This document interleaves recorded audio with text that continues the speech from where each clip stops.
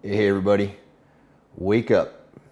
This is Wake Up with Mark Joyner, episode number 65, and today we will discuss how to get closure over the unclosable.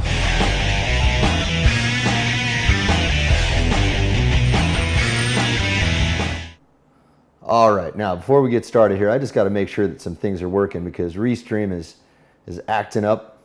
I don't know if they're actually showing me live on Facebook right now. I know that the Facebook interface with Restream is not working. And it looks like I am live. So, all right, we will rock and roll with this thing then.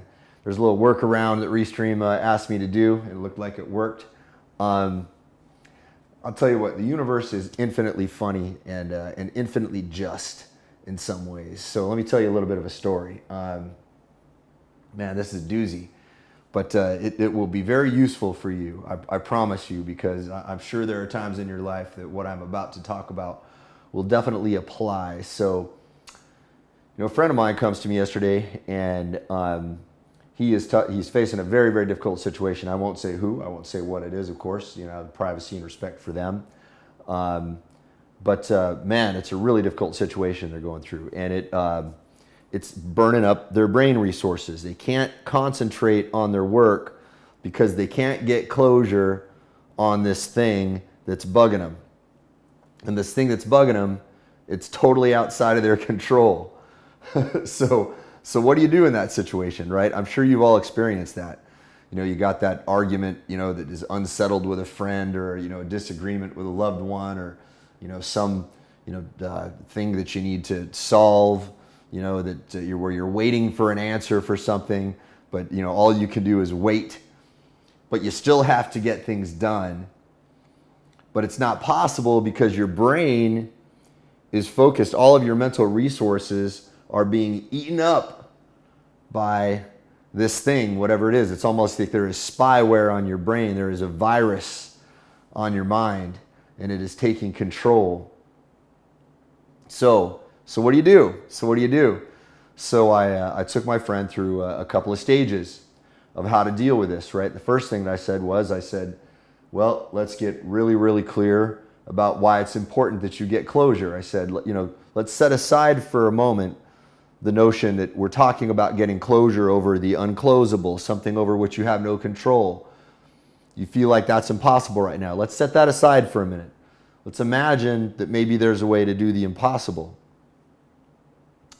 First, let's get really clear. How important to you is it that you solve this thing, whatever it is, right? How important is it? What is going to happen to you if you don't solve it? If you can't get your ass back in gear, get back on your little horsey and keep riding. If you can't keep moving with your business, what's going to happen? What's that going to mean to you? What's that going to mean to all the people who are depending on you? So he thought about that very deeply, and he was like, damn, okay, I'm ready, right?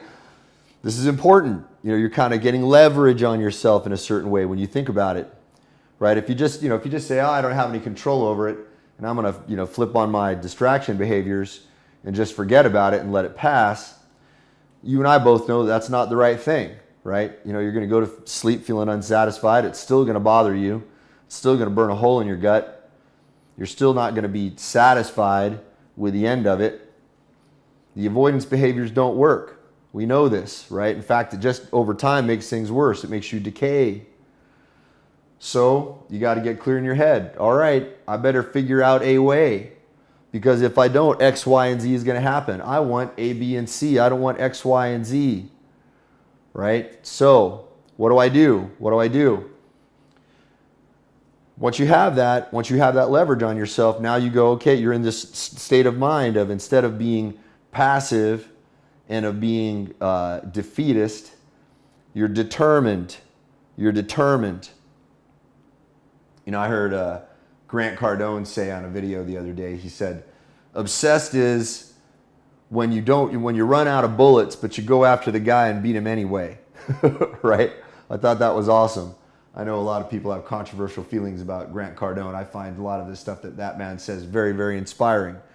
That guy is very, very switched on dude. There's a lot to be learned from watching that guy, whatever you think about him. Okay, by the way, are there any perfect role models out there? I think we got to stop looking for perfect role models. I will find the good and the bad in people, and I will model the good, and I will reject the bad. Okay, there's plenty of bad you can find in me, I'm sure. After being online for so many years, I've seen people say it all. Doesn't bother me as much anymore. Okay, think about that. Not that I'm implying Grant Cardoon's a bad guy. I've never met the dude. Actually, I'd like to know him. Seems like a pretty amazing guy to me.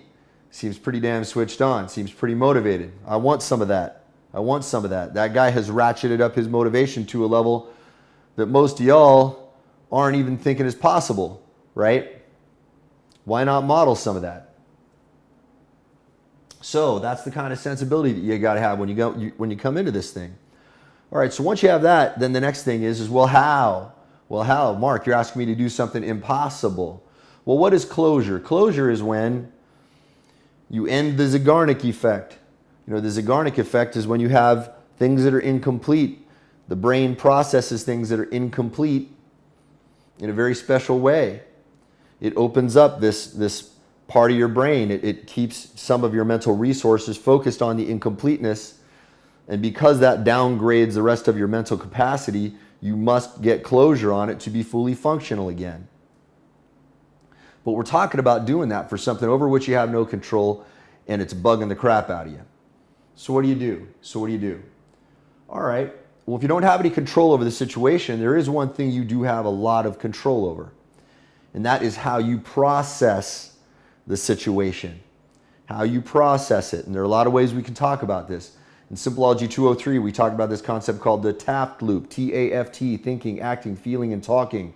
And about how all four of these things interact with each other. The way you think affects the way you act, and the way you act affects the way you feel, and the way you feel affects the way you talk. But the way you talk affects the way you act, and the way you feel, and the way you think. And it's this matrix. They all affect each other.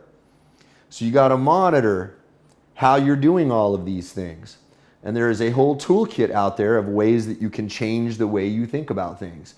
You know, you can talk about things in a different way. You can look at things from a different angle.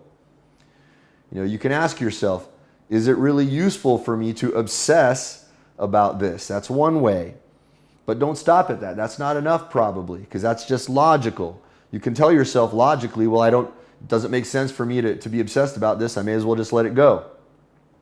Maybe that'll work for you. If you're the kind of person for whom that works, that's awesome. That's enough. But often for a lot of us, we need a little bit more than that. We have to get into our unconscious minds.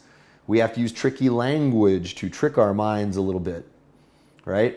We can change the way we feel, actually, by the way we're carrying ourselves. If we're walking around all deflated and defeated, of course, we're going to feel deflated and defeated, right? So we got to monitor our bodies. Got to monitor our tonality of the way we're talking about things. We've got to monitor the way we're visualizing these things in our heads. There's all kinds of cool stuff you can do about that. And I ran him through some processes to help him reprocess the way he was experiencing all this information. And he felt a little bit better, right? But then I said, we're going to have to reinforce this a little bit, probably. Maybe what we just did is enough and you're going to be, boom, right back on track. But if not, we might have to go through this again, right? Anyway, we could have a very long conversation about this, but here's the punchline. Okay, the punchline is, so right after I got done talking to him, I got a message in about something that was super disappointing for me. It was a huge personal disappointment, something I was very, very much looking forward to. And because of matters totally outside of my control, it's something I will not be able to experience right now. Okay, it's something I was going to experience, but will not. I'm not going to get into the privacy of that, right? Doesn't matter what it is. But subsequently, I had to spend a whole bunch of time last night, tying up loose ends. It created a whole big mess of things that I had to deal with. And then my sleep was pretty crappy. And then I woke up and I had a whole bunch of little things I had to clean up. Ended up not even doing my morning routine because I had all these little messes I had to clean up related to this thing. And I caught myself, feeling a little bit annoyed about the whole situation, right? But then I thought of the grand irony of this, right? This is, if there is a creator of the universe, he has got one hell of a sense of humor. Because here I am giving this advice to this buddy of mine, and then I'm in a situation where probably not anywhere near as intense as his, by the way. I'm not going to say who this is or what my situation is or what his situation is. Doesn't matter. We all go through these things all the time, don't we? Doesn't matter. I mean, should we feel ashamed of these things? No, I'm not going to get into the personal details of it. Well, we shouldn't be ashamed of the fact that, we go through stuff, right? In fact, we should be pretty cool with it. We should, this is part of the human condition. It's funny, I was talking to some students of psychology recently, and we were talking about how, I had this conversation with several people recently about how in certain places there's a stigma attached to mental health, right? If you admit that you have some kind of an issue in your mind or that something is bothering you, it's a big social stigma. And because you can't talk about it, you can't resolve it, and people have to suffer in silence, and they don't get access to the tools that they could use to be able to change their situation. So, after I caught myself, doing that, I got all these, little loose ends cleaned up. I had, I'd still not unpacked from my trip because, as soon as I got home, I had a million things to do and was just too busy to do all that. So I unpacked everything, got my space nice and, in order again. Turned on some peppermint essential oil. Why did I do that? I wanted to anchor in this feeling of being back in control of my life. I ran myself through some processes similar to the processes that I had my friend run through. And now I feel a lot better about it, right? Now I could have just allowed the whole thing to make me feel like crap and then just lie in bed and be like, well, I'm emotionally hurt from this, so I need to let myself heal, right?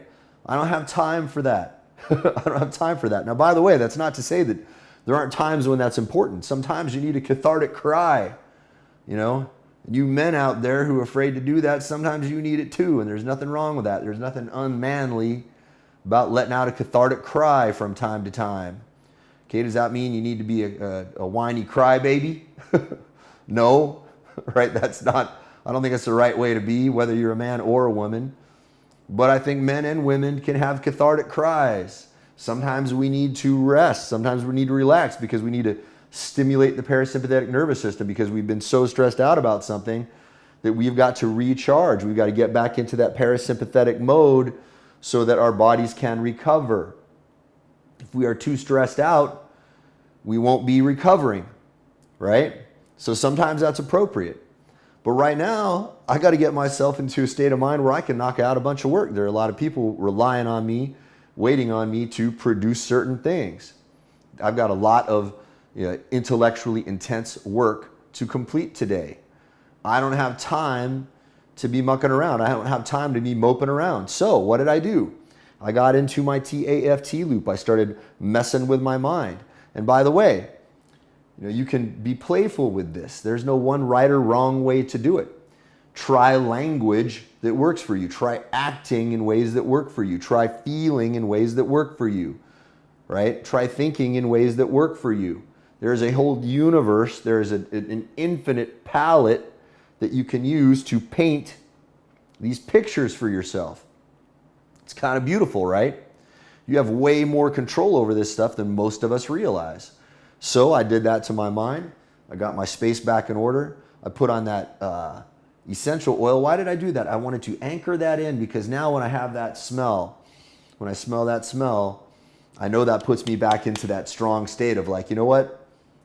I've had, things that were disappointing before. I've experienced things over which I have no control over before and felt totally cool about them. For example, when I started losing my hair, what did I eventually do? I eventually just started shaving my hair off. Now most people think I just shave my hair off out of choice and they think it's a look, and that's cool. Fortunately, I think I have a head that's shaped such that I can get away with it, right? But you know what? That's probably not really the whole thing. I don't think it has much to do with the shape of my head. I think it has a lot to do with the shape of my mind. That's how I carry myself with how I deal with the fact that I have a shaved head. Okay? Would I rather have hair? Yeah, maybe I would look better. I don't know. But what can I do about that? None of the options that I looked at seemed really viable to me. They all seemed pretty ridiculous. You know, I see these guys getting their surgeries and it looks silly, right? And I don't want to put chemicals on my head to regrow my hair. I would rather just say, screw it, shave it and be done with it and be cool with it. I got closure on that. That's something over which I have no control. I had some control, but I didn't like the options. So what did I do? I changed the way I thought about it. So here's this situation I had to deal with last night. And in similar fashion, I changed the way I thought about it. You can draw into times when you have done things like this in the past and use those as examples. What did you do that time? What can you take from that you can now bring into this situation that will make you just as resourceful, that will allow you to process it in a much healthier way? Now, we can talk a lot more about some of the specifics of this, and I might start doing that. Let me know, guys, if that's something you would like to hear about. Do you want to hear more about the specific ways that you can do this? I can talk a lot more about that. In fact, I'm thinking about creating some resources around these ideas. But funnily enough, this is kind of part of what Simpleology does for us, right? It frees up our mental resources. It frees up that mental RAM, if you will. That is the baseline thing that Simpleology does for people on a productivity level. There's a whole ton of other stuff that it can do for your business and for your finances and all of that. But at the baseline, what it does is it frees up your mind so that you can bring more of your mental resources to bear on the problem at hand. That's the key thing. All right? And if you can't do that, you're going to be dysfunctional. So it's your responsibility now to figure out ways to do that. I've given you a kind of a broad roadmap. I've given you a whole bunch of clues. Now what you got to do is get in there and play. But what you don't do is get in there and give up.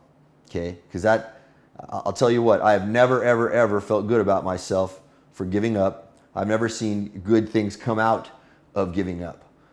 Good things come out of saying, you know what, I'm going to figure out a way around this, and I'm going to be happy regardless, and I'm going to persist regardless, and I'm going to move towards the things that I want regardless, and I'm going to achieve the things that I want regardless. I'm going to speak into existence the things that I want to create around me regardless of what happens. That is how you win. All right, you guys, you have a beautiful day today. I know I am, despite these funny, ironic, hilarious things that the universe has thrown at me. And I'm going to get my butt back in gear here and get a whole bunch of awesome stuff done. That's my day. How's your day going to be?